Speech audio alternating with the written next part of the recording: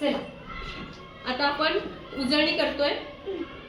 परवा मागच्या तासाला आपण ऑन आणि ओव्हर ही दोन प्रिपोजिशन शिकलो, त्यातला फरक शिकलो आणि कोणतं प्रिपोजिशन कधी वापरायचं हे सुद्धा आपण चांगलं माहित करून घेतले, हो की नाही. मग आता मी इथं उदाहरणं लिहिलेली आहेत. वाचा प्रश्न. Read the question. Use the correct preposition in the following sentences. Use the correct preposition in the following sentences. म्हणजे खालील वाक्यांमध्ये योग्य शब्दयोगी अव्यय वापरा. चला मग पहिलं वाक्य कोण येते? ठीक आहे, ऋषी येईल पहिला. The kite is flying dash dash the tree. Very good. मग आता प्रिपोजिशन कोणतं येईल? Over. ओव्हर. ओके, बरोबर लिहिलं का ऋषीने? The kite is flying over the tree. Very good. The kite is flying over the tree. बस.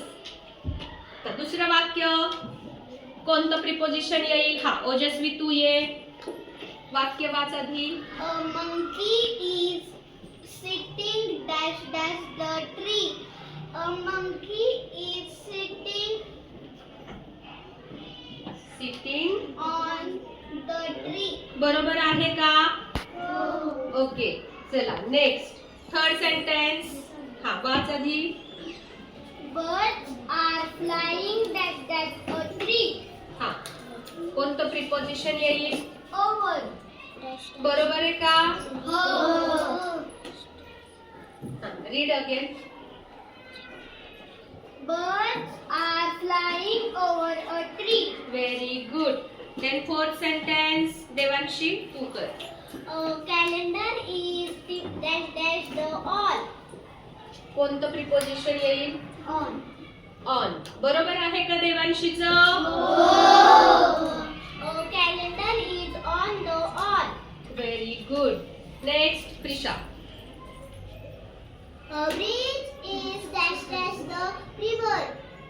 कोणतं प्रिपोजिशन येईल? Over. बरोबर आहे का रे? Oh. Read one second sentence. Okay.